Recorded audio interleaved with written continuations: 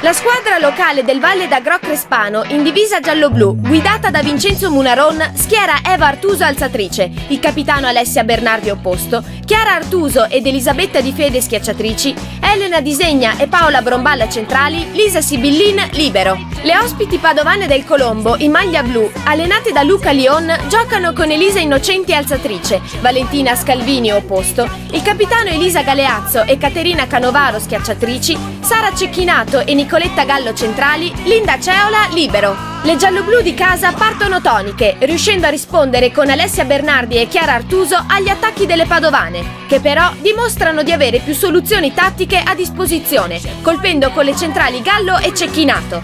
Avanti sul 9-8, le ospiti creano gravi danni alla ricezione avversaria con la battuta incisiva dell'Innocenti. Valentina Scalvini ed Elisa Galeazzo murano più volte gli attacchi del Crespano e il Colombo fa il break aumentando il vantaggio sul 15-9. Alessia Bernardi e la centrale Brombal vanno a segno per le gialloblu, ma le padovane commettono pochi errori dimostrandosi nettamente superiori in ricezione e in difesa. Il Colombo colpisce dai lati con Scalvini e Galeazzo, vincendo agevolmente il primo set per 25-14 col manifori dell'esperta banda numero 13.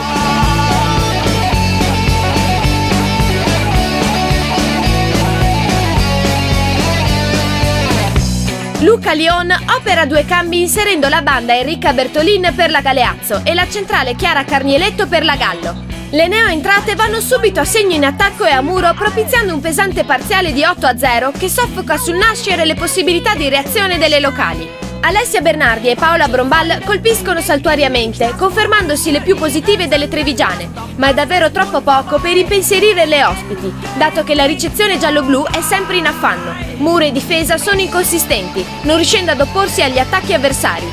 Il Colombo espande il vantaggio senza fatica sul 15-5, ben supportato dall'alzatrice Innocenti, dotata di un'efficace battuta. Nel finale si mettono in luce la banda Enrica Bertolin e la centrale Sara Cecchinato, che firma gli ultimi 2 punti con un muro e una schiacciata vincente, chiudendo la seconda frazione sul 25-8 per il Colombo.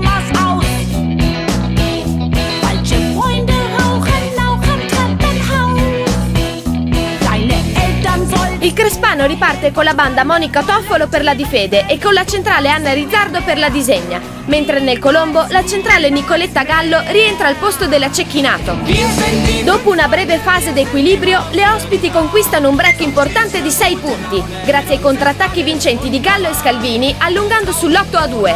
Alessia Bernardi continua a lottare, ma le gialloblu sbagliano troppo in ricezione, non riuscendo a finalizzare con le altre attaccanti. Quasi nullo l'apporto delle centrali. I punti del Crespano derivano per lo più da errori delle padovane, che comunque gestiscono senza problemi il comodo vantaggio colpendo con Scalvini, Canovaro e Gallo.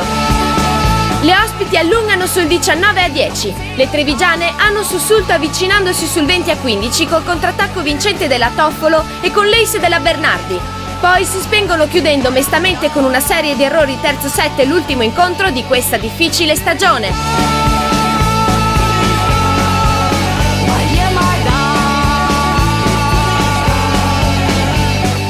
Allora io sono arrivato qui a metà febbraio, quindi la stagione è già iniziata, sostituendo un precedente allenatore.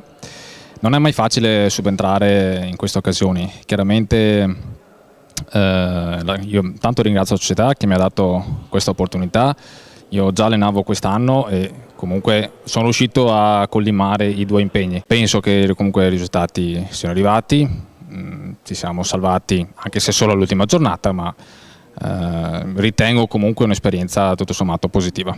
È stato un campionato molto agguerrito e con squadre a livello veramente omogeneo e siamo riusciti ad arrivare a questo punto soprattutto grazie ad un gruppo di una squadra molto unita a livello di gruppo e tutte le persone erano intercambiabili fra di loro, per cui siamo riusciti veramente a girare tutte quante all'interno della nostra formazione. Abbiamo giocato bene e ci sono state parecchie difese, abbiamo tenuto abbastanza il gioco a livello abbastanza alto e per quanto riguarda l'anno prossimo speriamo appunto di continuare, di avere tutto il gruppo, perché il gruppo è stato un gruppo molto affiatato e speriamo insomma che vada un po' meglio, quindi magari non arrivare all'ultima partita ma cercare di giocarci tutto il campionato come abbiamo fatto quest'anno all'inizio. Io giocavo in terza divisione, quest'anno sono arrivata qui in Serie D. È stato un anno abbastanza duro perché non ho avuto la possibilità di giocare molto spesso, però mi sono allenata e impegnata per tutto l'anno. Anche se non abbiamo vinto nessuna partita, siamo riusciti a vincere qualche set e questa ultima partita è stata abbastanza buona, anche se mancava l'allenatore, e c'è stato un buon impegno e una buona tecnica di gioco e ce la siamo cavata. Anche se il risultato finale ovviamente non è dei più brillanti, possiamo dire comunque di essere abbastanza soddisfatti di quelli che sono stati poi i risultati della squadra e delle ragazze, per l'impegno che hanno comunque sempre dimostrato di dare e per come si sono comportate anche durante gli allenamenti. Speriamo che il prossimo anno si possa fare una prima divisione più concreta, più incisiva e che le nuove leve che noi aspettiamo con trepidante attesa diventino poi il nuovo perno della pallavolo crespana.